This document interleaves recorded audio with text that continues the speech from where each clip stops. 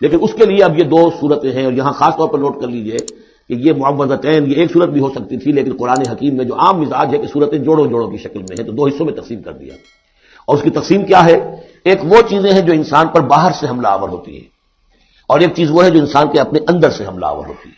ان دونوں کو دو علیحدہ چیزوں میں رکھ کر اور سکھایا گیا ہمیں کہ تم ہمیشہ اللہ کی پناہ طلب کرتے رہا کرو ان چیزوں کے اثرات سے، ان چیزوں کے اثرات بد سے اپنے آپ کو بچانے کے لیے.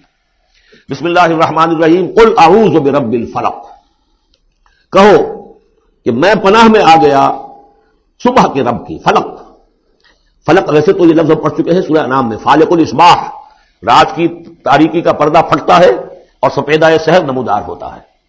یا گٹھلی، فالق الحب والنوائے، تو وہ جو گٹھلی ہوتی ہے وہ بھی پھٹتی ہے تو اس میں سے دو پتیاں نکلتی ہیں تو درخت بنتا ہے.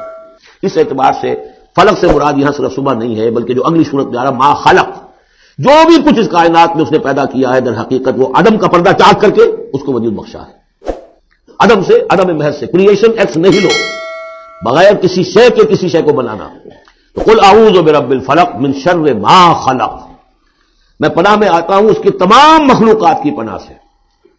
اب آپ غور کیجئے، مخلوق ظاہر بات ہے خالق کی طرح کامل تو نہیں ہو سکتی. مخلوق کے اندر کوئی نہ کوئی پہلو جو ہے وہ کمی کا، تقصیر کا، نقص کا رہ جائے گا.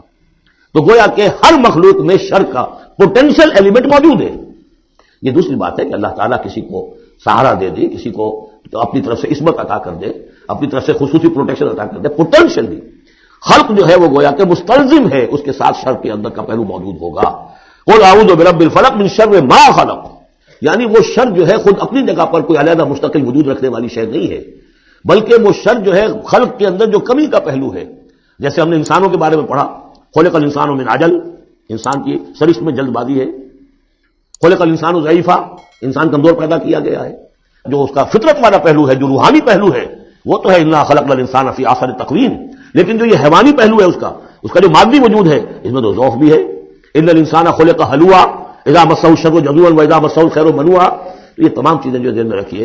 قل اعوذ برب الفلق من شر ما خلق، جو بھی مخلوقات ہیں ان میں سے جو بھی شر کا پہلو ہے میں اس سے اے پروردگار تیری پناہ میں آتا ہوں. ومن شر غاسق اذا وقب، خاص طور پر یہ رات کو ڈھانپ لینے والی جو ہے رات، اندھیرا. یہ ظاہر بات ہے اسی پھر رات کے پردے میں چوری بھی ہے، ڈاکہ بھی ہے، اسی میں پھر غول بیابانی جو ہے، شیاطین جن ہیں ان کا بھی جو حرکتیں ہوتی ہیں، پھر یہ ساری چیزیں جو ہے اسی کے سلسلے. من شر غاسق اذا وقب، سانپ بچھو وغیرہ بھی اسی وقت نکلتے ہیں. ومن شر النفاثات فی العقد، اور جو عورتیں گانٹھیں باندھ کر پھونکے مارتی ہیں، یہ جو بھی ٹونے ٹوٹکے ہوتے ہیں اور اس کی وجہ سے لوگوں کو نقصان پہنچایا جاتا ہے، گویا کہ یہ بھی اس کے اندر بھی کوئی حقیقت ہے. یہ سفلی عملیات بھی ہیں، ان کے بھی اثرات ہیں. جیسے کہ ہم جانتے ہیں کہ جادو جو ہے حق ہے، برحق ہے، اگرچہ کفر ہے. شراب کی تاثیر ہے لیکن حرام ہے. کچھ نہ کچھ حقیقت ان لکیروں میں بھی ہے، لیکن ہمیں روک دیا گیا کہ ان کے چکر میں مت پڑو. یہ جو منجمی ہے، نجوم کی حرکت، اس میں بھی کچھ نہ کچھ حقیقت ہے لیکن روک دیا گیا. تو کسی چیز کا ہونا بالفعل یہ اور شے ہے، لیکن اس کا جائز ہونا یہ اور شے ہے. تو بالفعل یہ عملیات ہیں جو سے اچھے اعمال ہیں، اور ان کو جو ہے کوئی اچھے اوراد ہیں، اچھے وظائف ہیں، تو ان کے کچھ اثرات جو ہیں اچھے ہو سکتے ہیں. اسی طریقے سے اس قسم کی چیزوں میں جادو کے کلمات ہوتے ہیں، ان کی بھی تاثیر ہے. اور وہ جو عورتیں جو ہے وہ جادو کرتے ہوئے، جس کو ہم کہتے ہیں کہ وہ تعویذ گنڈا وغیرہ جو ہوتا ہے، پھر وہ اس میں پھونکے مارتی ہیں، تو اللہ تعالیٰ سے میں ان کے شر سے بھی پناہ چاہتا ہوں.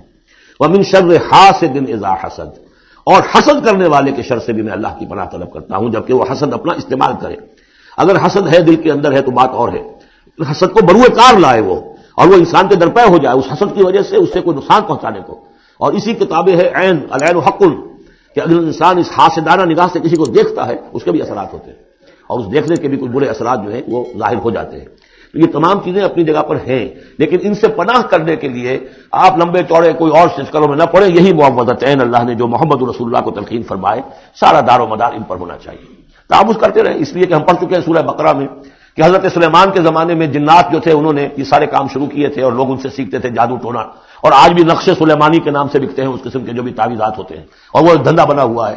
تو اس کو لوگوں نے سیکھا، اور وہ لوگ جو ہے آج بھی ہمارے ہاں یہ چیزیں چل رہی ہیں، لیکن یہ چیزیں حرام کی گئی ہیں. اور کہا گیا ہے کہ کوئی کسی کو نقصان نہیں پہنچا سکتا جب تک کہ اللہ کا اذن نہ ہو. اگر یہ یقین انسان کے دل میں ہو تو پھر اسے کوئی نقصان نہیں ہوگا. اور ویسے تو یہ ہے کہ تکلیف اللہ کی طرف سے کسی وقت آ سکتی ہے، بغیر اس کے کہ کوئی اور آپ کو پہنچائے، اللہ کی طرف سے خود بھی آ سکتی ہے. بارک اللہ لی و لکم فی القرآن العظیم و نفعنی و ایاکم بالآیات والذکر الحکیم.